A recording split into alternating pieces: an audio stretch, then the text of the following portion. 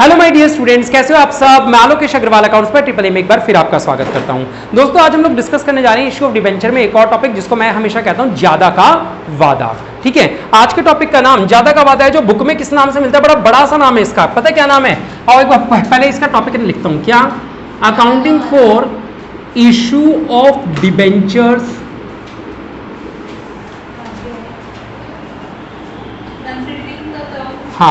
issue of debentures considering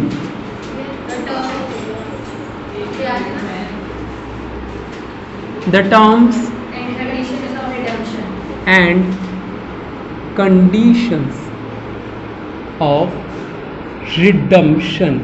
इतना बड़ा तो इस टॉपिक का नाम है, तो टॉपिक कैसे याद होगा? ज्यादा का वादा। बस इतना बड़ा तो टॉपिक का नाम ही याद नहीं होना बच्चे को, तो वो टॉपिक क्या सीखेगा, है ना। बहुत ही आसान सा टॉपिक है, एक ही 2 एंट्रीज में खत्म हो जाता है ज्यादा का वादा। ठीक है, जैसे वेंडर वाला 3 एंट्रीज में खत्म था, ये वो भी कई सवाल तो 2 एंट्रीज में खत्म थे, ये भी 2 एंट्रीज में खत्म हो जाता है। सीखे ज्यादा का वादा। क्या कोलेट्रल है, बाद में करवाऊंगा, आओ करे बेटा। नहीं चेक नहीं हुए, टाइम नहीं मिला, बातें बंद। सुने देखिए बेटा, ज्यादा का वादा क्या होता है। पहली बात तो इस टॉपिक के बारे में सीखो। 2 बात की ये बात पता कैसे चलती है, जब सवाल कौन से टॉपिक का हो और इशू के टॉपिक में ही ये बताया जा रहा हो कि इसको रिडीम कैसे करना है, तो इसका मतलब इस वाले टॉपिक में आ गए हम। ठीक है, कैसे पता लगाना ये वाला टॉपिक आ गया? सर लाइन ऐसी दे रखी थी कि डिबेंचर इशू हुए हैं और आगे बताते बताते उसने ये भी बता दिया कि इनका रिडम्पशन कैसे करेंगे फ्यूचर में, तो इसका मतलब कौन से टॉपिक में आ गए? ज्यादा का वादा के टॉपिक में आ गए। अब ज्यादा का वादा टॉपिक में करना क्या होता है? ज्यादा के वादा के टॉपिक में यह देखना होता है कि क्या रिडम्पशन फेस वैल्यू से ज्यादा पर करना है, रिडम्पशन प्रीमियम पे करना है। क्या रिडम्पशन प्रीमियम पर करना है? आप लोगों को रिडम्पशन वर्ड पता है क्या होता है? नहीं पता बेटा? नहीं, रिडम्पशन का मतलब होता है उल्टा। जैसे इशू में कैश लेते हैं, शेयर का कागज पकड़ाते हैं, शेयर का कागज देके बदले में क्या ले लिया? शेयर होल्डर से कैश ले लिया। रिडम्पशन में उल्टा होता है। क्या? उन लोगों से बोलते हैं कि आपके पास वो जो कागज पड़ा है वो वापस ले आओ और अपने अपने पैसे ले जाओ। तो इशू के उल्टे को क्या बोलते हैं? रिडम्पशन। आज अगर मैंने आपसे डिबेंचर इशू करके पैसा लिया है तो फ्यूचर में कभी तो लौटाऊंगा बेटा, 4 साल 5 साल 10 साल बाद 20 साल बाद कभी तो लौटाऊंगा। जिस दिन पैसा लौटाना होता है उस लौटाने वाले प्रोसेस को क्या बोलते हैं? रिडम्पशन। लौटाते समय क्या होगा? मैं आप लोगों से कागज मंगवाऊंगा और बदले में पैसा दे दूंगा, यही तो होता है ना। चलो ठीक है बेटा, रिडम्पशन अगर प्रीमियम पे हो, क्या रिडम्पशन प्रीमियम पे करना है? प्रीमियम कब होता है? जब भी किसी चीज की फेस वैल्यू से ज्यादा वैल्यू हो तो उसे क्या बोलते हैं? प्रीमियम। यानी अगर किसी चीज की फेस वैल्यू क्या है? 100, तो फेस वैल्यू से ज्यादा चुकाने का अगर वादा किया है तो इसका मतलब वो क्या है? ज्यादा का वादा है। ठीक है, वो प्रीमियम है। आओ मैं 1-2 एग्जांपल्स पूछता हूं, 5 एग्जांपल्स पूछता हूं, जल्दी से बताना, जवाब देना और हाँ या ना में कि ये ज्यादा का वादा है या नहीं है। ठीक है, मैंने शेयर इशू किया था 100 पे, रिडीम भी 100 पे करूंगा, बताओ ज्यादा का वादा है या नहीं है? इशू किया 100 पे, रिडीम 102 पे करूंगा, बताओ ज्यादा का वादा है या नहीं है? हर केस में शेयर 100 का रहेगा, ये समझ के रहना। हर केस में शेयर है कितने का? 100 का। आपको पता है एक वैल्यू होती है फेस वैल्यू, एक होती है इशू प्राइस और एक होती है रिडम्पशन वैल्यू। फेस वैल्यू 100 ही है, इशू प्राइस ज्यादा कम हो सकती है, रिडम्पशन वैल्यू ज्यादा कम हो सकती है, लेकिन फेस वैल्यू कितनी रहेगी? 100 ही रहेगी। तो मेरा दूसरा केस था 100 पे इशू किया, यानी कि पार पे, 102 पे रिडीम करना है, बताओ ज्यादा का वादा है या नहीं है? है। इशू किया 100 पे और रिडीम करना है 98 पे, ज्यादा का वादा है या नहीं है? नहीं है। इशू किया 102 पे, इशू कितने पे कर रहा हूं? 100 वाला ही शेयर है, 102 पे इशू कर रहा हूं और 100 रुपए पे रिडीम करूंगा, ज्यादा का वादा है या नहीं है? नहीं है।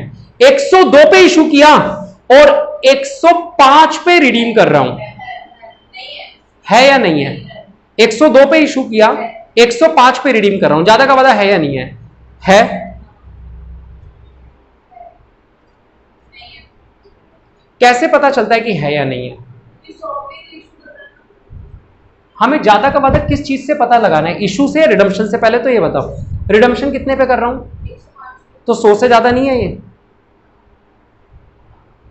लॉजिकल है, बेसिक है।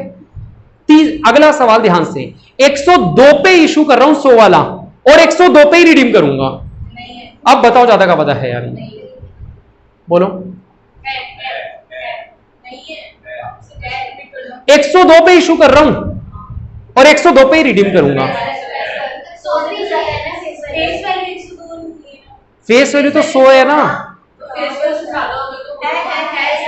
है या नहीं है? सुन के बोल, आई बात समझ में? क्यों है? क्योंकि सर फेस वैल्यू 100 थी और 100 से ज्यादा का चुकाने वादे को ज्यादा का वादा बोलेंगे। लास्ट सुनना, 105 पे इशू किया और 101 पे रिडीम करूंगा। अब बताओ ज्यादा का वादा है या नहीं है? 105 पे इशू कर रहा हूं और रिडीम करते समय केवल 101 रुपए पे रिडीम करूंगा। हर्ष, कितने रुपए का? 1 रुपए का। क्यों? क्योंकि फेस वैल्यू तो 100 ही है ना, फेस वैल्यू तो 100 ही है। 100 से अगर ज्यादा है तो ज्यादा का वादा। आई बात समझ में या नहीं आई? आ गई। अब मुद्दा यह कि सर अगर ज्यादा का वादा है, चलो ठीक है, पता लगाना तो आ गया कि ज्यादा का वादा है या नहीं है। अगर रिडम्पशन प्रीमियम पे हो तो ज्यादा का वादा है, प्रीमियम पे ना हो तो ज्यादा का वादा नहीं है। सर ज्यादा का वादा है तो करना क्या है, अब ये तो बता दो। ज्यादा का वादा है तो आपको बस 2 तीर मारने हैं। क्या करने हैं बेटा?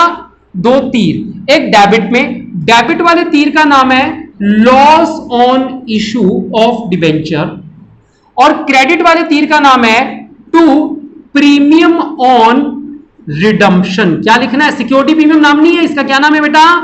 To premium on redemption. ये कौन सी एंट्री में 2 तीर आएंगे? जब नए डिबेंचर इशू करते हैं तो पता है। अच्छा सुनो, 2 मिनट इस टॉपिक को छोड़ो। क्या टॉपिक पढ़ रहे हैं? शेयर इशू करने की एंट्री क्या होती है? एक ही बारी में अगर पूरा पैसा लेना हो, bank debit to share application and allotment. अगर एक ही बारी में पूरा पैसा लेना होता तो क्या लिखते हैं? शेयर एप्लीकेशन एंड अलॉटमेंट लिखते हैं। उससे अगली एंट्री क्या बनती है बेटा? Share application and allotment debit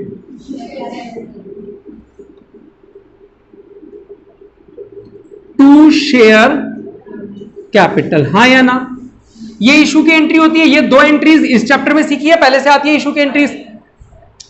debenture के चैप्टर में अगर यहां से वर्ड हटा दूं तो ये शेयर हट के क्या लग जाएगा? यहां हट के क्या लग जाएगा? और यहां हट के क्या लग जाएगा? Percentage debenture. मैंने आपको बताया था ना, शेयर कैपिटल को किस नाम से बोलते हैं? Percentage debenture. हाँ या ना? तो अब मुद्दा यह कि ये जो 2 तीर डालने थे वो कहां आएंगे? सर ये जो ट्रांसफर वाली एंट्री होती है ना, इसमें आएंगे 2 तीर। यहां पे लॉस ऑन इशू डेबिट, और यहां क्या आ जाएगा? To premium on redemption. आई बात समझ में नहीं आई? आ गई? ये जो ट्रांसफर वाली एंट्री होती है इसमें ये 2 तीर आ जाएंगे। डेबिट में डेबिट वाली लाइन में डेबिट वाला तीर, और क्रेडिट वाली में क्रेडिट वाला। क्या क्या नाम है? डेबिट का नाम है लॉस ऑन इशू, क्रेडिट का नाम है प्रीमियम ऑन रिडम्पशन। क्या हम लोगों को बिना इस तीर के एंट्री करनी आती है? नहीं आती? आती है। ठीक है, बस तीर लगाने से क्या होगा? 2 तीर और आ जाएंगे। ये 2 तीर कब डालने हैं? सर अगर प्रीमियम रिडम्पशन पे हो रहा है तो ही डालने हैं, अदरवाइज नहीं डालने हैं। बस यही कॉन्सेप्ट था बेटा। अब इस पे सवाल करें। चलिए हमारी बुक निकाल लीजिए, डीके बुक, एग्जांपल नंबर शायद 24 के आसपास से है, एक बार देख लो। क्वेश्चन नंबर 24, 25 से नहीं। बुक में एक बार मैच कर लो। पहले यही क्या 5 पॉइंट है जिसमें 40-40 वाला है। करते हैं बेटा।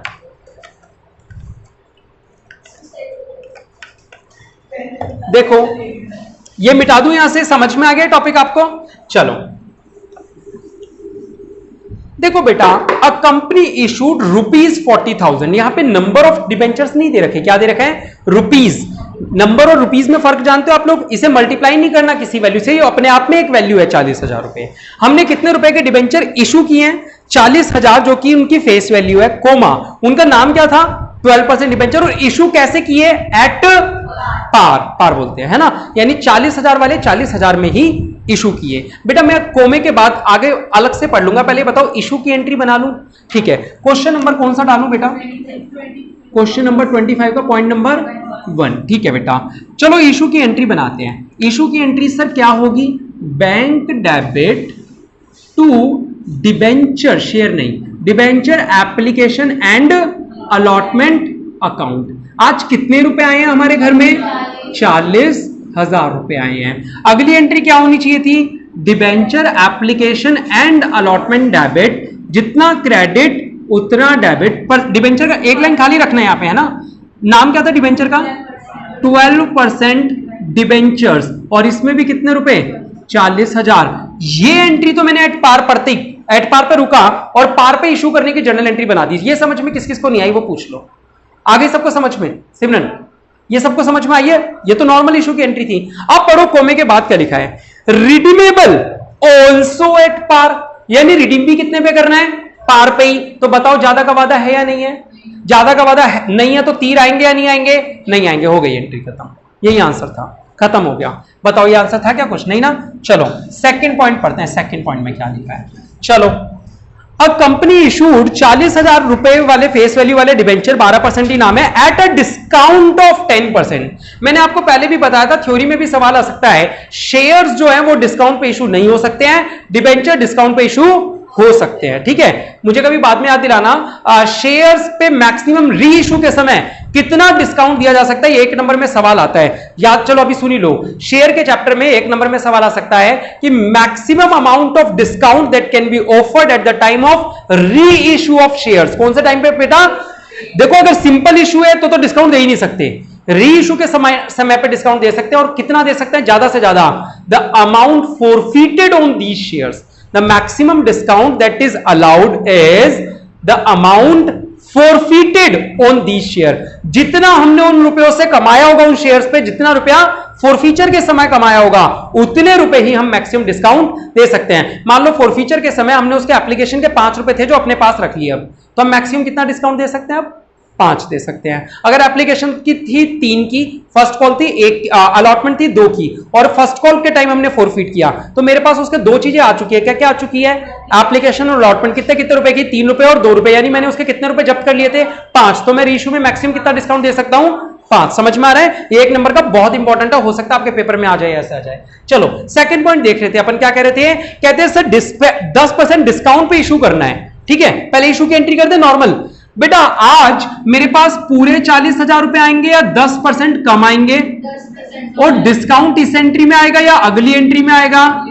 अगली। डिस्काउंट और प्रीमियम जो होते हैं ये अगली वाली ट्रांसफर वाली एंट्रीज में होते हैं। तो आज मेरे पास पूरे 40,000 नहीं, उसमें से 4,000 कम, 10% होता है 4,000, तो आज कितने रुपए आएंगे? 36,000। फिर मैं इन्हें ट्रांसफर करूंगा, debenture application and allotment debit, जितना क्रेडिट उतना डेबिट। और ये जो डिस्काउंट था ये फायदा था या नुकसान था? नुकसान था। तो डिस्काउंट ऑन इशू भी क्या करना पड़ेगा? कितने रुपए का डिस्काउंट दिया था?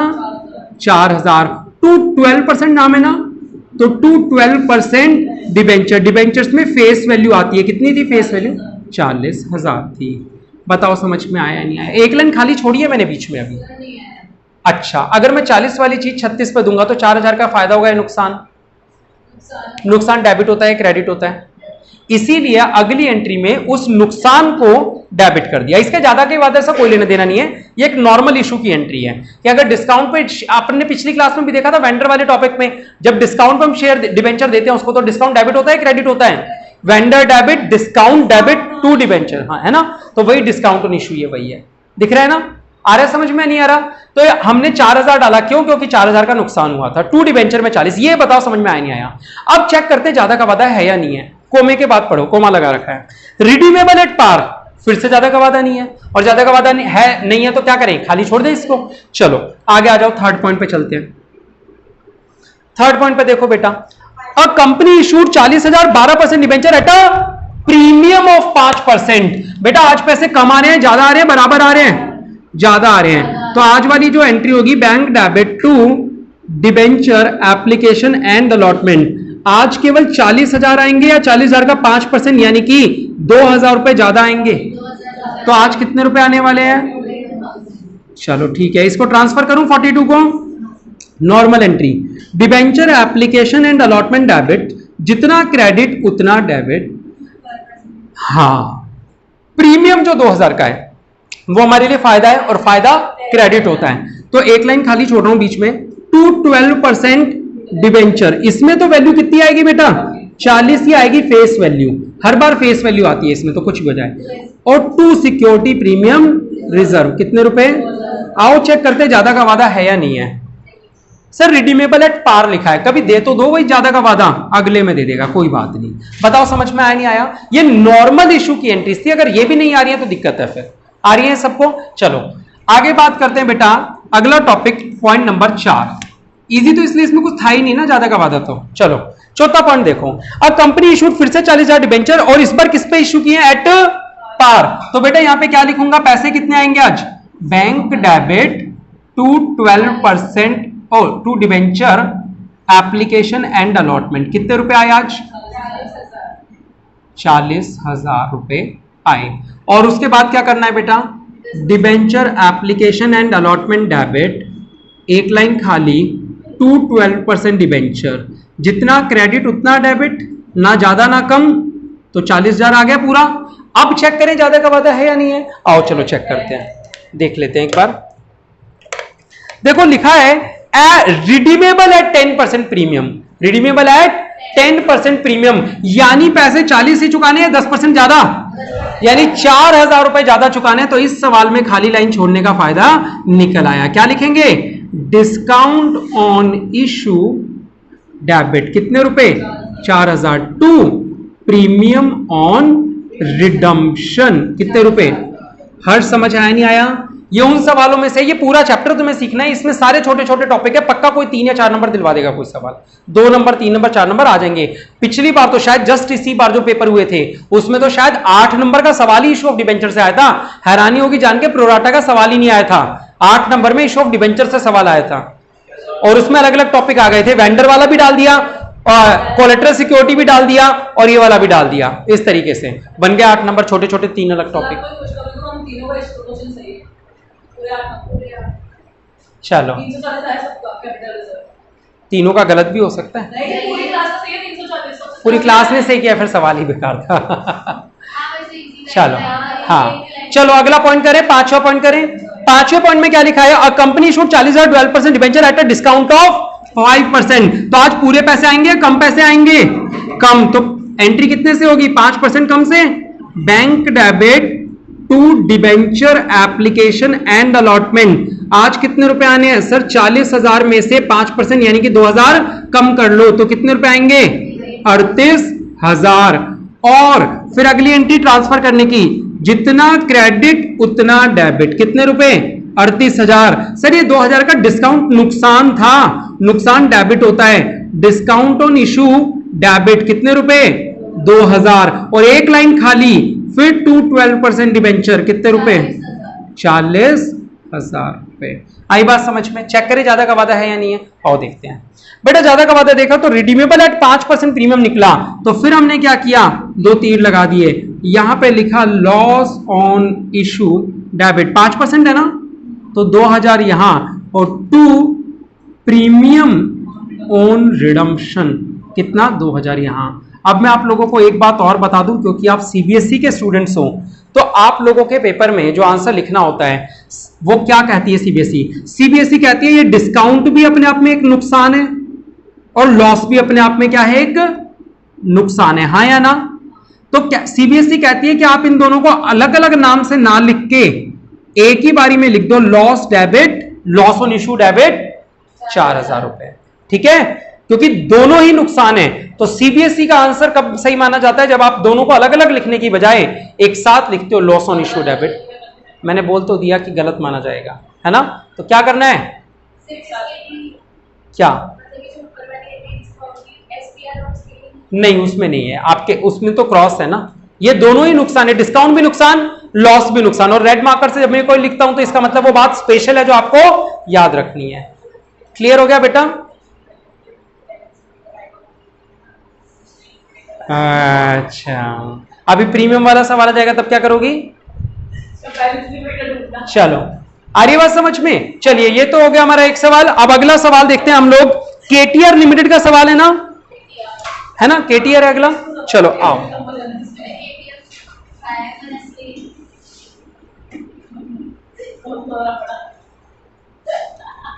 अब देखा है,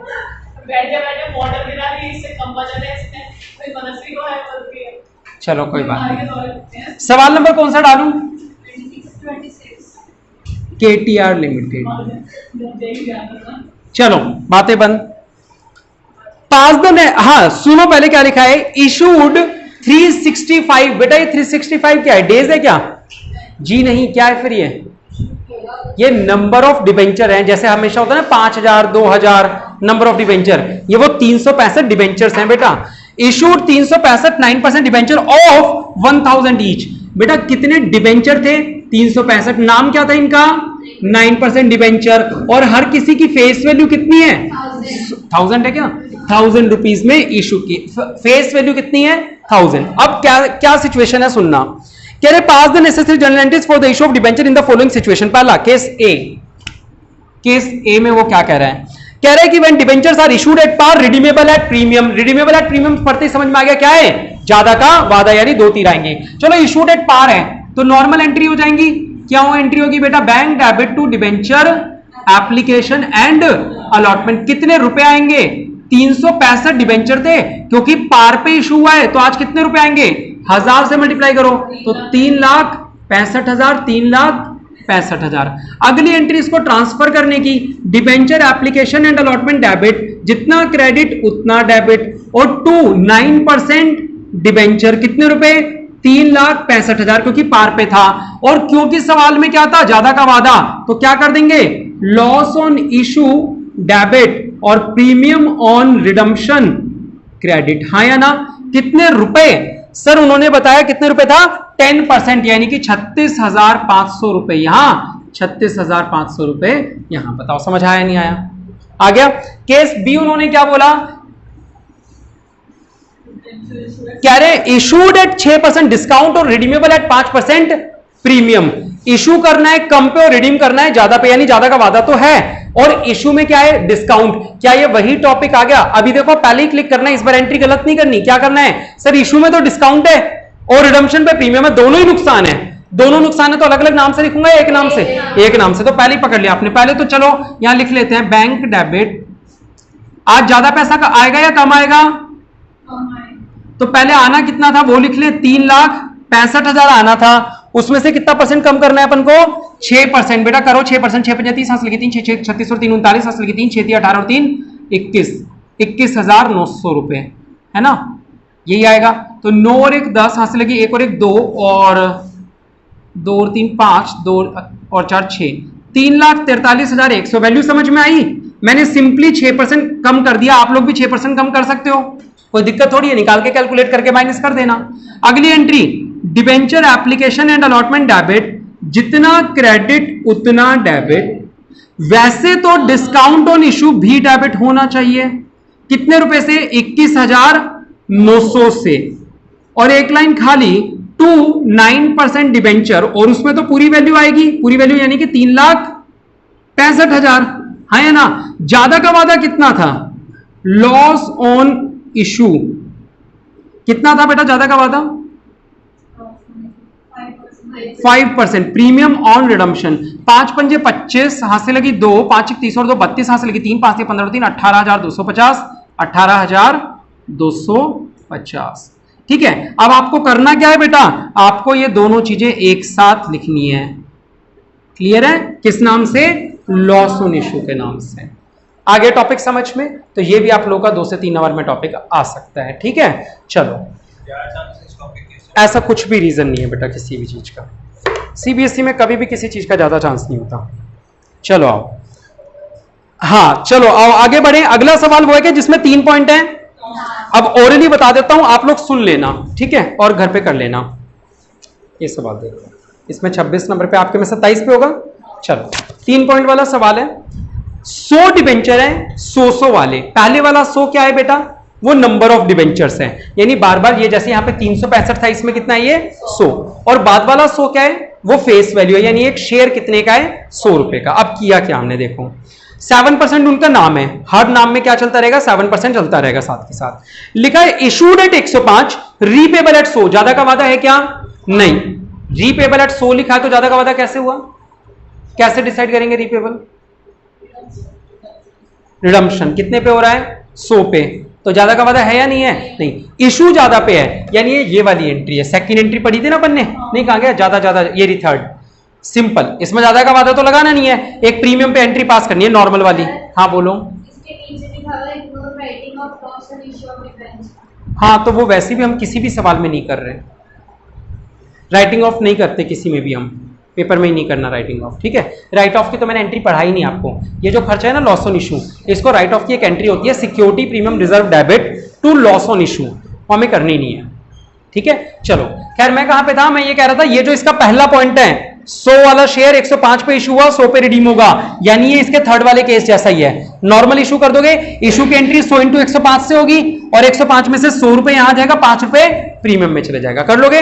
सेकंड पॉइंट देखो 100 डिबेंचर है, फिर से 100 वाले, इशू कितने पे हुए 100 पे ही हुए, रीपे कितने पे होने हैं 105 है, ये वाला टॉपिक आ गया। इशू तो पार पे हुआ, इशू तो पार पे हुआ, तो 100 इंटू 100 10,000 10,000, यहां पे भी 10,000 10,000 और ज्यादा का वादा कितना है 5 रुपए का, यानी 500 रुपए यहां 500 रुपए यहां, समझ में आ रहा है। थर्ड और फोर्थ एंट्री जैसे ही है, बिल्कुल कर लोगे। चलो थर्ड एंट्री 100 वाला है, इशू 105 पे होना है और रिडीम कितने पे होना है 108 पे, ये वाला टॉपिक है। नहीं ये भी नहीं है, नया टॉपिक है, करवाऊं क्या? कर तो सकते हो, वैसे ऐसा है नहीं कि नहीं कर पाओ। चलो क्वेश्चन नंबर कौन सा डालूं बेटा? 27 का थर्ड। चलो पहले बातें क्यों करती हो खुश, इतना कितनी बार टोका हुआ है तुम्हें। यहां पे पहले क्या करना है, bank debit to debenture application and allotment. आज हमारे पास कितने रुपए आएंगे बेटा? 100 डिबेंचर थे, हर डिबेंचर पे 100 रुपए आएंगे या 105 आएंगे? 105 पे इशू हुआ है ना, फिर 100 कैसे हुआ? इशूड कितना लिखा है तो 105 रुपए आएंगे ना। कहां ध्यान है आप लोगों का? 10,500 रुपए। बेटा जनरल इंग्लिश साफ साफ एक लाइन में लिखा हुआ है कि इशू किया 105 पे। अगला क्या करना है, debenture application and allotment debit कितने रुपए? 10,500। उसके बाद क्या करना है, एक लाइन खाली टू, क्या नाम था इनका? 7% डिबेंचर, इसमें आएगी फेस वैल्यू, यानी 100 इंटू 100 कितना 10,000, और फिर to security premium reserve 100 into कितना 5, कितना हो गया 500 रुपए। ये तो इशू की नॉर्मल एंट्री है बेटा। अगर मैं कभी प्रीमियम पे इशू करता हूं, कहां गया प्रीमियम, ये रहा, तो प्रीमियम पे इशू करने की क्या एंट्री होती है? आज ज्यादा रुपए आएंगे तो ज्यादा से कर दो, फिर उसको ट्रांसफर करते समय डिबेंचर में फेस वैल्यू और प्रीमियम में प्रीमियम की वैल्यू डाल दो। अब क्योंकि इस सवाल में ज्यादा का वादा भी है तो 2-3 रो डाल दो, है क्या? हाँ 108 है ना, तो 8 रुपए के नाम से लॉस ऑन इशू डेबिट हो जाएगा 8 इंटू 100, कितना आ जाएगा 800, और 2 प्रीमियम ऑन रिडम्पशन कितने रुपए 800 हो गया। चलो अगला सवाल लग्जरी कॉस्मेटिक्स वाला होगा, नहीं है न्यू बुक में। कौन सा है अगला बेटा? न्यू बुक वाले बताएंगे मेरे को केवल,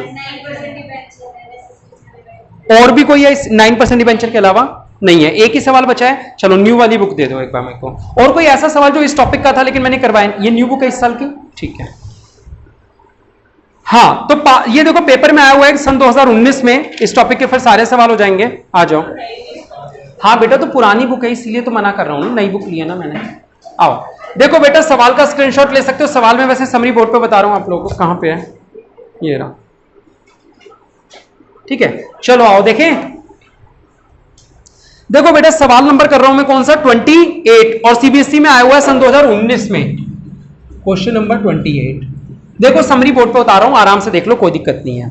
लिखा हुआ है pass the necessary journal entries and prepare 9% debenture account. बेटा क्या पूछा हुआ है, ध्यान से सुनो, 9% डिबेंचर अकाउंट भी पूछा हुआ है। अब पूरे चैप्टर में पहले कोई भी ऐसा सवाल नहीं था जिसमें डिबेंचर अकाउंट पूछा हो। मैं सीबीएसई वालों को बार बार ऐसा बोल चुका हूं कि पेपर में कोई नई चीज आ सकती है बेटा जो हमने नहीं भी देखी हो, किताब में नहीं भी हो, तो आपको उसको टैकल करना आना चाहिए। अब सन 2019 में भी बच्चे 100 में से 100 लाए हैं ना बेटा, उन्होंने भी डिबेंचर अकाउंट नहीं पढ़ा होगा तो भी बना के आए हैं ना, यानी पेपर में लाइव आप उसको टैकल कर पाते हो नहीं कर पाते हो, ये आपके ऊपर है, ठीक है। तो अब डिबेंचर अकाउंट कैसे बनाएंगे सर, हमें जर्नल एंट्री की लेजर पोस्टिंग आनी चाहिए, जो मैं कई बार रियलाइजेशन रिवैल्यूएशन सब जगह सिखा चुका हूं। बस आप जर्नल एंट्री बनाओ, उससे लेजर पोस्टिंग कर देना, कोई दिक्कत नहीं आएगी। आओ पहले सवाल पढ़ लेते हैं आगे। कह रहे prepare 9% debenture account for the issue, कितना इशू किया हमने 7,500, 9% डिबेंचर है, मैं अब लिख देता हूं 7,500 9% डिबेंचर है, कितने वाले 100 वाले। पुरानी बुक्स में तो सवाल ही नहीं था ये कभी, 100 नहीं 50 वाले, सॉरी कितने वाले थे।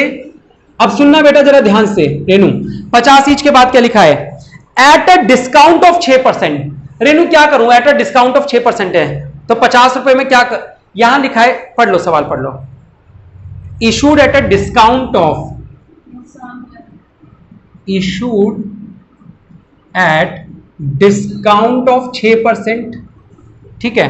और आगे क्या लिखा हुआ है, आगे लिखा हुआ है रिडीमेबल एट प्रीमियम ऑफ 10%, और रिडीमेबल कितने पे है, एट प्रीमियम ऑफ 10%, यानी इशू तो करना है 6% पे, ये वाला टॉपिक है, इशू तो करना है नुकसान पे, और वैसे क्या करना है, प्रीमियम पे, वही टॉपिक हुआ ना, दोनों नुकसान है हमारे, इशू डिस्काउंट पे करना है ये भी नुकसान, रिडम्पशन प्रीमियम पे करना है ये भी नुकसान। बस मैं रेनू से पूछ रहा हूं वैल्यू कितनी लिखूं, मुझे ये बताओ कितना इंटू कितना, पहली एंट्री समझ में आ गई, चलो रेनू मुझे एंट्री बताओ। हाँ रेनू ही बोलेगी, बाकी कोई नहीं। 2 डिबेंचर, अब रेनू मुझे ये बताओ इसमें कितना इंटू कितना लिखूं, बस इसमें आएगा फिर डिस्काउंट है तो 7500 इसका 6% निकाल। आप बताओ, मुझे नहीं पता। हाँ और फिर मनस्वी तैयार रहेगी, तैयार हो, ऐसे ड्रेसअप में नहीं, सवाल के लिए। 1 2 3 से मल्टीप्लाई करूं 1230 आ गया 7,500 से किसी चीज को मल्टीप्लाई करूंगा तो दिख गया, मुझे जो देखना था वो दिख गया। हर्ष बताओ 7,500 को कितने से मल्टीप्लाई करूं, तुम्हें 9 दिख रहा है ये,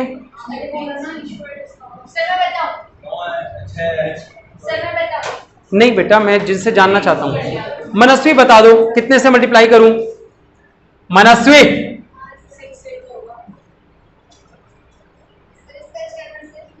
बताओ तो, इतनी देर से निकाला नहीं, मैंने कहा था तैयार रहना, मेकअप करने लग गई। मीनाक्षी तुम मत बताओ, हर्ष बता रहा है अभी, बताओ चलो बताओ। मारता हूं मैं क्लास में, नहीं मारता ना,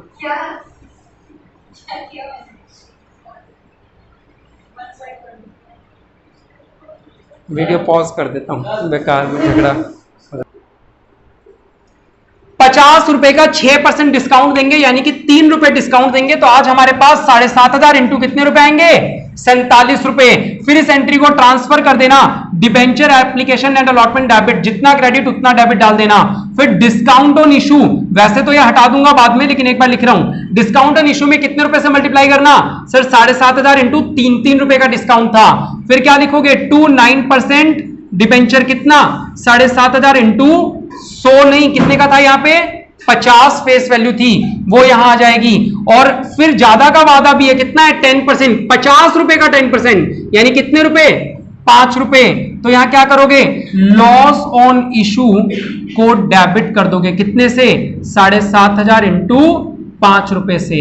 प्रीमियम ऑन रिडम्पशन कितना आ जाएगा, 7,500 इंटू 5, करते रहना, इसको सॉल्व हो जाएगा। इन दोनों को कंबाइन करके लिख लेना। ये आप लोगों का टॉपिक था जो यहाँ पे खत्म हो गया।